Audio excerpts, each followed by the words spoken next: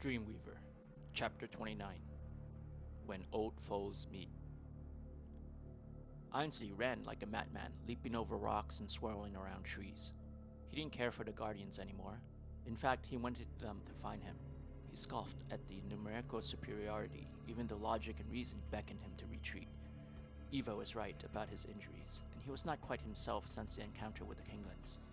He felt like a claustrophobic man trapped in a coffin. His entire body screamed for release. If not for Eva, he would run straight for them instead of drawing them away from the cave. A loud, maniacal laughter echoed in the lonely woods and chilled Ainsley to the core as he recognized it to be his own. Whatever control he had before over himself was entirely lost, given over to dark, insatiable desires. The fine crack introduced into his mind had fractured his will to resist. Only the promise of oncoming battle could replete this voracious appetite for destruction. Amidst the fear, the chaos, the anticipation and excitement, Ainsley felt a very strong sense of yearning, so powerful that it was almost enough to turn him back or steadied his being. He wanted to be with Eva and ignored the call of battle, but was helpless to do so. He had become so weak. His feet took him farther and farther away from her. 4 days, he kept thinking. I've only been with her for 4 days. Anguish tugged at his heart, but it quickly morphed hideously into untempered rage. The Faithfuls again. He wanted to shred them apart and paint the colorless lands red with their blood.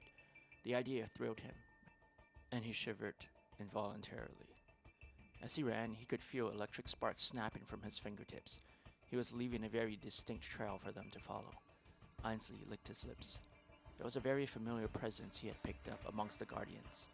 Initially, that startled and disappointed him, but as the darkness swirled, Ainsley realized how precious the moment would be to encounter his old foe for a second time.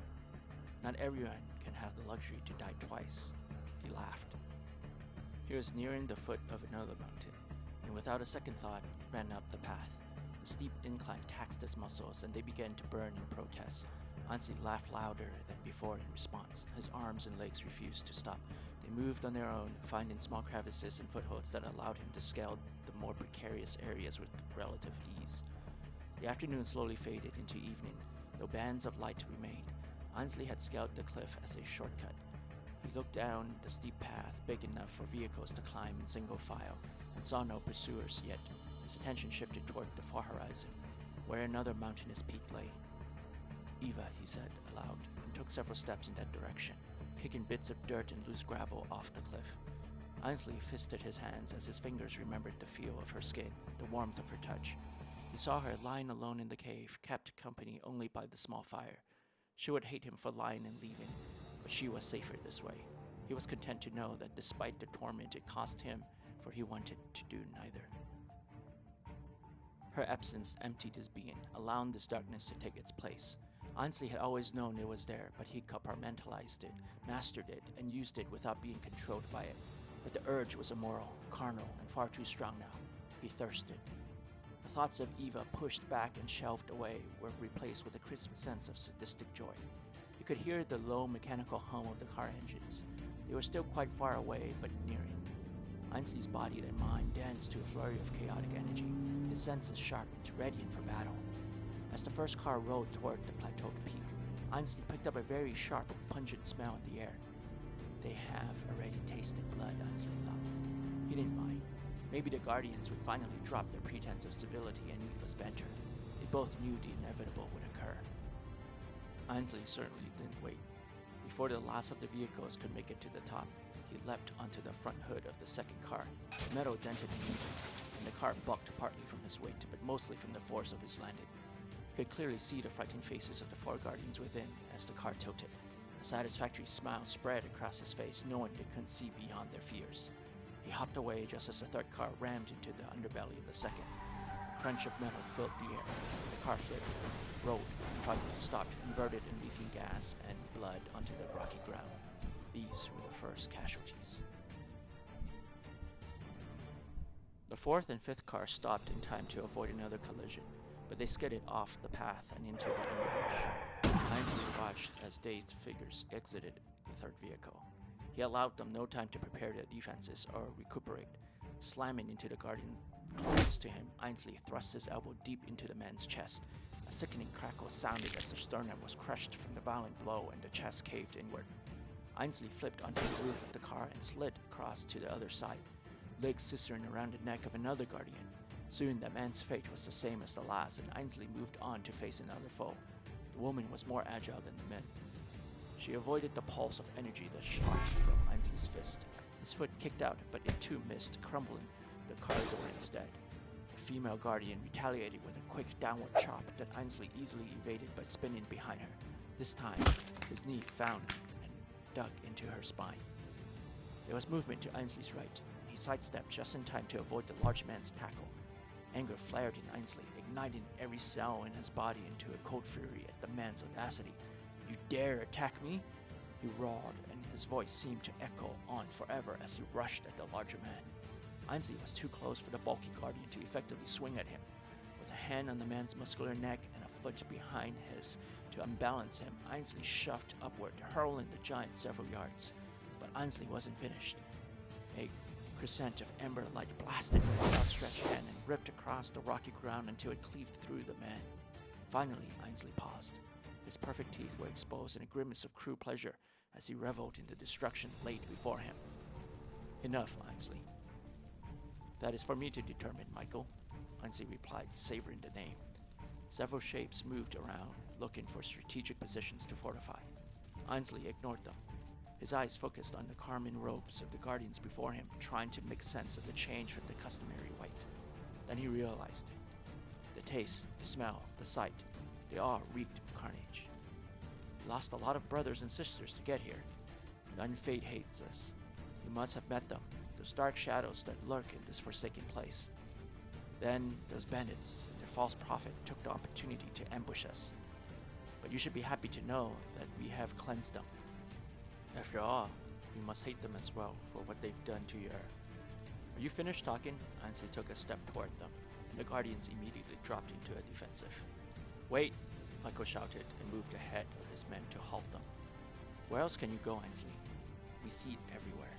Don't listen to the lies of the apostate, who is no more. Come back to his embrace. It is he who never abandons, and it is he who is eternal." "What have you done to Mariska?" "Her fate was sealed the moment she chose the darkness." "Devotion? Faith? Unity?" Ainsley laughed, but it sounded more like a cry. "That is all you know of the world. Elegantly simple, isn't it? Turn yourself over to him, and he will provide eternal freedom." "But that is not how the world is," Ainsley spat, teeth gritted and face pulled back into a vicious snarl. "You can't blindly turn over your worries, your hopes, your pain, your happiness, your disappointments, your dreams over to anyone else. You are so lazy and weak that I despise you. This is not life. You are not living." "Is this what the traitorous heretic told you?" "My father, mother, grandfather, and all the countless lives you guardians took, were they all so impure? Dark and the light, nature of balance. You cannot have day without night. All these years you've wanted me to meet your great purity. Tell me, why? Don't you feel it yourself? Your powers, Ainsley. Think of what good you can... No! Tell me why. The real reason why. Why does he want me?" "It is dangerous for a servant to anticipate his master's thoughts." "It is too late," Ainsley said as he lowered his head and closed his eyes to squeeze out the last remnants of sorrow for his departed family and friends. Blackness oozed from his pores and enshrouded him in a thin film of hazy smoke. The ground shook, seemingly in an attempt to uproot itself. Dark shadows spiked from the earth, tearing through rock, flesh, and metal alike. The faster guardians were able to dodge the side, while the slower ones dangled in mid-air from the ends of the shadow spheres.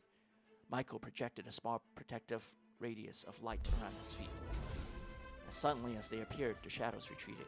Michael glanced around to see a third of his men cut down while Ainsley advanced toward the others, striking out with long, invisible hands. The air shimmered and gave off a faint white glow wherever contact was made. Wild screams burst from the throats of dying men as they were flung across the mountaintop.